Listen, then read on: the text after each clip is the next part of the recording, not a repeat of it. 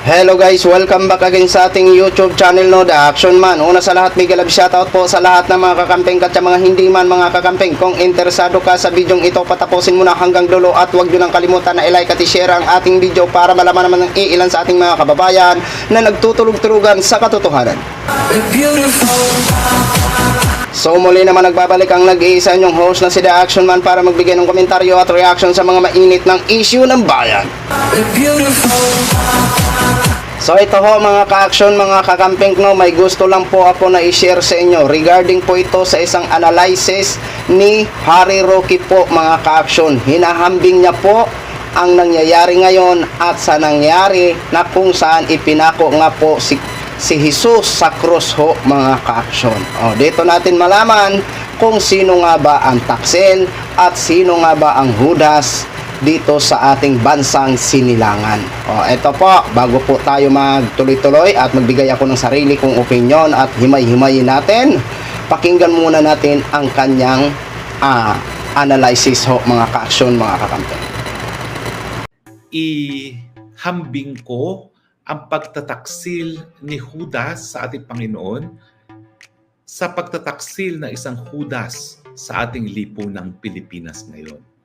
Pero hayaan nyo namang ihambing ko ang pagtataksil ni Judas sa ating Panginoon sa pagtataksil na isang Judas sa ating lipunang Pilipinas ngayon.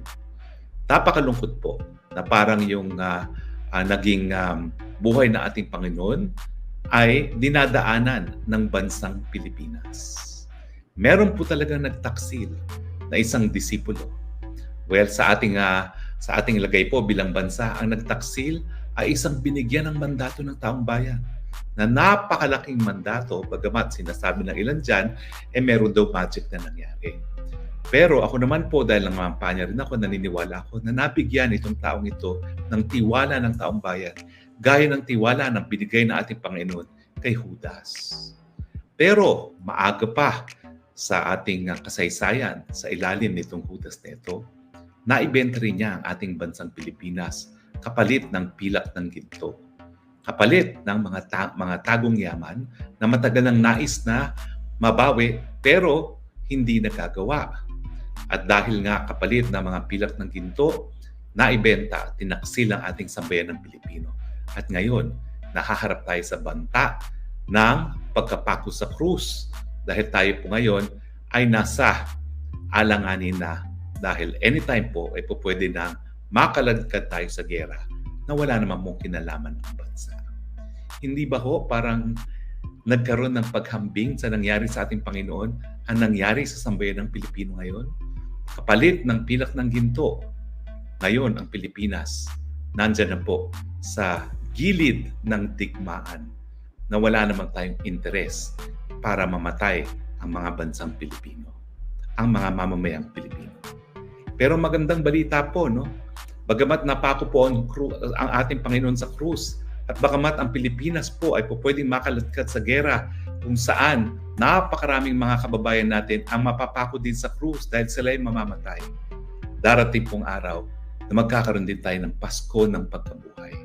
At yan po siguro ay kapag maghusga na ang taong bayan na tama na ang pagtataksil ng Judas at tayo po ay babangon na sa ating kinalalagyan at magbabago na ng sistema. So, alam ko po na matindi po ang pagdadaanan natin. Tayo po ay linagay sa alanganin ng Judas sa ating lipunan. Linagay po tayo sa peligro. Linagay po tayo ngayon sa posibilidad na anytime tatargetin tayo ng mga bansa na wala naman tayong galit, wala tayong laban dahil lamang hinayaan natin ang mga dayuhan na gamitin ang ating teritoryo para nga po manlusob sa ating mga karating na bansa. At dahil po dyan, maski wala naman tayong kasaysayan ng hidwaan doon sa mga ibang dayuhang bayan, po pwede po tayong makaladkad at po pwede tayong matarget ng kanilang mga bomba. Dahil sa larangan nga po ng international law, kapag pinayagan mo ang iyong teritoryo na magamit sa isang pamamaraan na magkakaroon ng danyo sa ibang bansa, ikaw ay mayroong responsibilidad.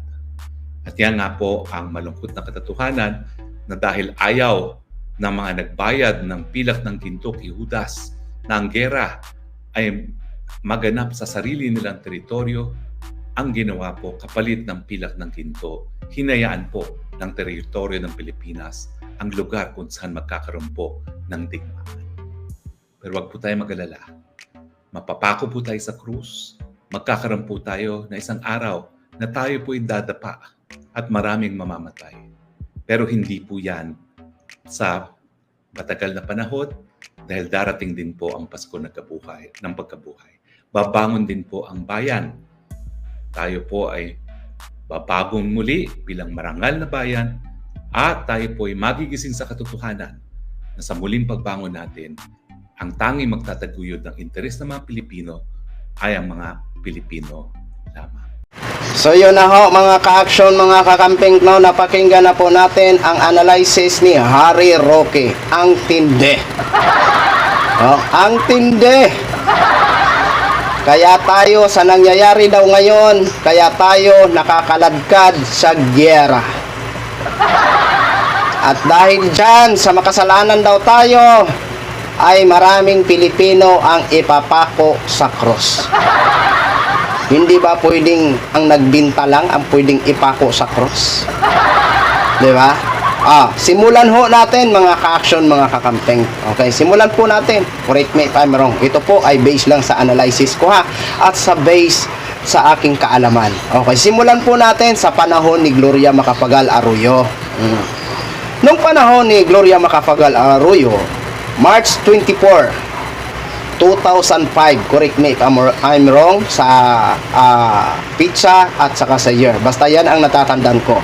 Noong March 24, 2005 ay nagkaroon nga po ng isang kasunduan ang tatlong bansa sa pagitan ng Vietnam, China, and Pilipinas, na kung saan ang kanilang kasunduan ay maghahanap ng langis partikular sa lugar na pinag-aagawan ho ngayon mga ka-action, mga kakampeng.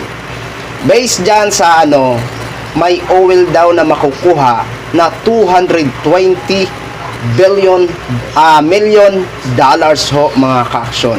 I-times sa tag 100, tumataginting po ito na 23 trillion US dollars ho mga ka-action. Mahirap po bilangin ang nasabing kayamanan kung totoo na mayroon dyan sa lugar na yan.